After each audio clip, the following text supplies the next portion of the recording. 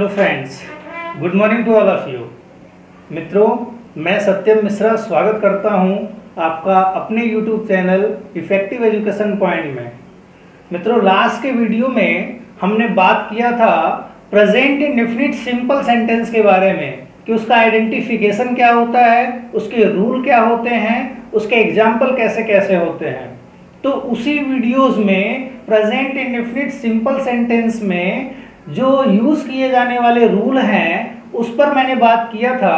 आज उसी से संबंधित कुछ प्रश्नों का एक लिस्ट लेकर आया हूं, जिससे मैं आपको ये क्लियर करने का पूरा प्रयास करूंगा कि प्रेजेंट इंडेफिनिट सिंपल सेंटेंस का यूज़ केवल खाने, वह आता है, वह जाता है, मैं लिखता हूँ, वह पढ़ता है, ऐसे सेंटेंसेस में नहीं होते, बल्कि जितने भी बॉलीवुड के सॉन्ग्स हैं, पोएम्स हैं, लेखन के वर्क हैं, राइटिंग वर्क्स है, या किसी फेमस संस्कृत और इंग्लिश लिटरेचर के जो कोट किए हुए मैटर हैं उन्हें भी हम ट्रांसलेट कर सकते हैं।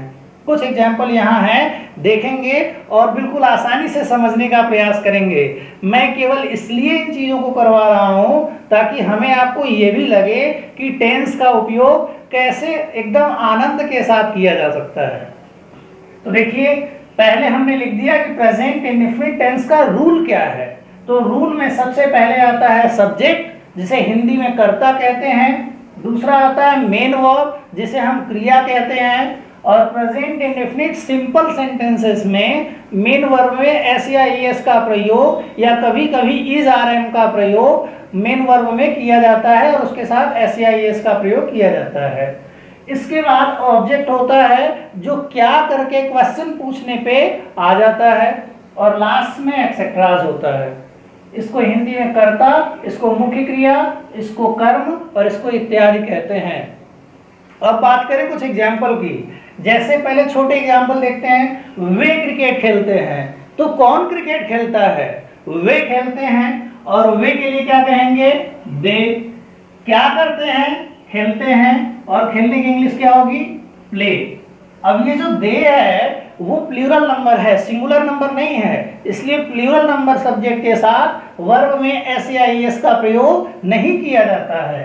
अब आती है बात ऑब्जेक्ट की कि वो क्या खेलते हैं, तो क्लियर हो जाएगा कि दे प्ले क्रिकेट।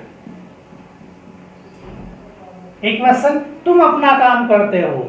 कौन अपना काम करता है? जब कौन करके क्वेश्चन पूछेंगे तो सब्जेक्ट क्लियर हो जाएगा। कौन अपना काम करता है? तुम अपना काम करते हो। और तुम की इंग्लिश क्या होगी? यू। क्या करते हो? डू। क्या? Your work. You do your work. अब कैसे योर हो गया?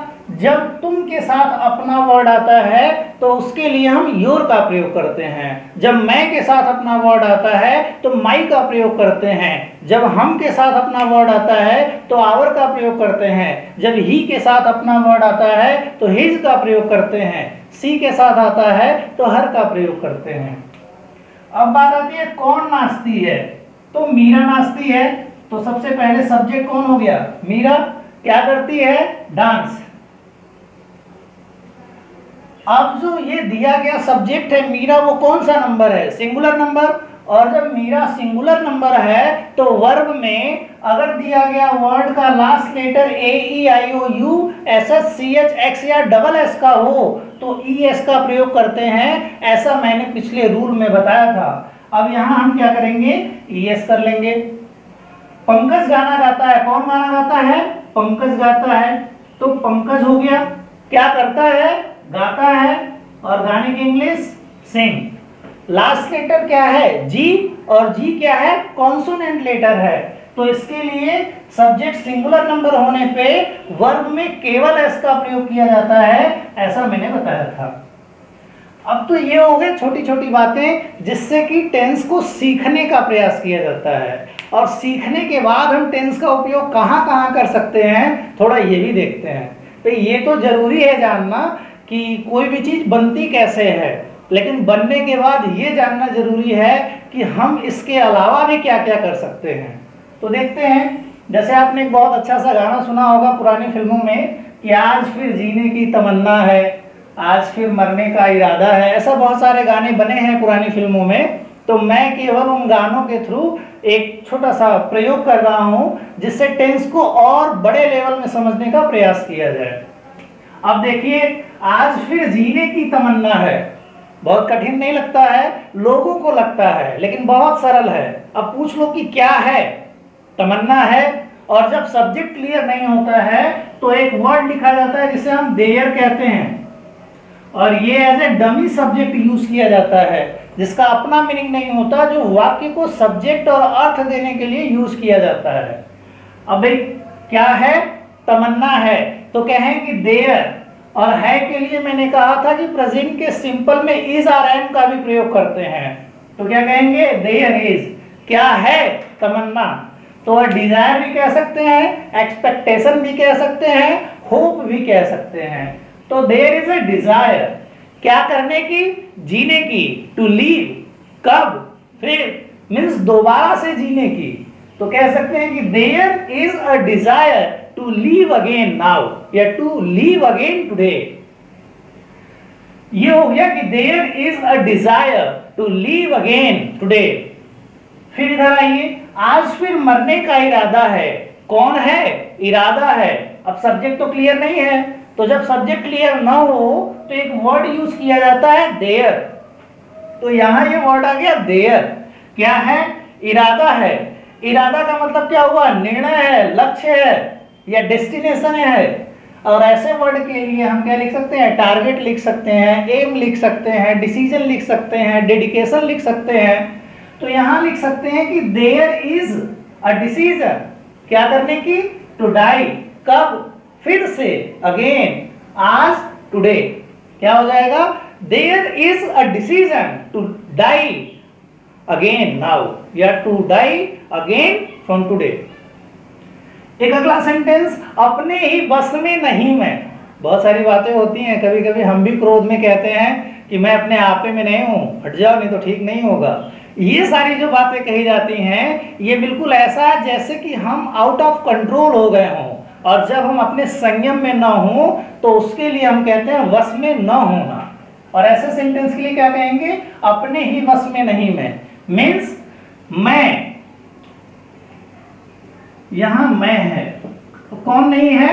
मैं। और मैं के लिए क्या लिखेंगे? आई। आई के साथ क्या आता है? एम। नॉट इन माई, किसमें? बस में। इन माई ओन कंट्रोल, या इन माई कंट्रोल। ये हो गया। अब एक बात आती है, जैसे एक बहुत पुराना फिल्म था राज कपूर का, मेरा नाम जोकर या कोई ऐसा नाम था, जिसमें एक गाना यूज हुआ था जिसकी पहली लाइन थी, जिसका टाइटल था आवारा हूं। अब ये आवारा मतलब बदनाम होने वाली बात नहीं है, या ऐसा नहीं कि सड़कों पर घूमने वालों को ही आवारा कहते हैं। आवारा का मतलब ये हुआ कि अपने लक्ष्य को पाने के लिए भी जो समर्पित है, लगा हुआ है, वो भी उसको पाने के लिए उसका जो डेडिकेशन है वो इसी टर्म से एक्सप्लेन किया जाता है। अब आवारा हूं को क्या कह सकते हैं? कौन हूं। जब हूं आ जाए तो क्लियर है कि मैं होगा सब्जेक्ट। अब यहां क्या हो गया? आई। और मैं हूं तो एम हो गया। अब इसके बाद आवारा के लिए कई वर्ड है। ड्रिफ्टर भी लिख सकते हैं, वर्डलेस भी लिख सकते हैं, यूजलेस भी लिख सकते हैं, लेकिन यहां ज्यादा क्लियर होगा आई एम ड्रिफ्टर, क्योंकि ये पर्टिकुलर इसी के लिए यूज किया जाता है। आई एम ड्रिफ्टर, मैं आवारा हूं। ये बात यहां क्लियर हो गई। अब बहुत सा अच्छा सा गाना ये भी है, जैसे मिलती है जिंदगी में मोहब्बत कभी कभी, सुनने में थोड़ा हंसी का लगता है कि क्या कर रहे हैं, कैसे कर रहे हैं, लेकिन ये सारी चीजें हमें पढ़ने के अलावा एक्साइटमेंट और एंटरटेनमेंट भी करने का कार्य करती है। कौन मिलती है? मोहब्बत मिलती है। और कभी कभी का मतलब क्या होता है? बमुश्किल। कभी कभी मतलब बमुश्किल मिलती है, सबको नहीं मिलती है, तो क्या कहेंगे? लव। मिलने का मतलब आने से है, इन द फेवर ऑफ।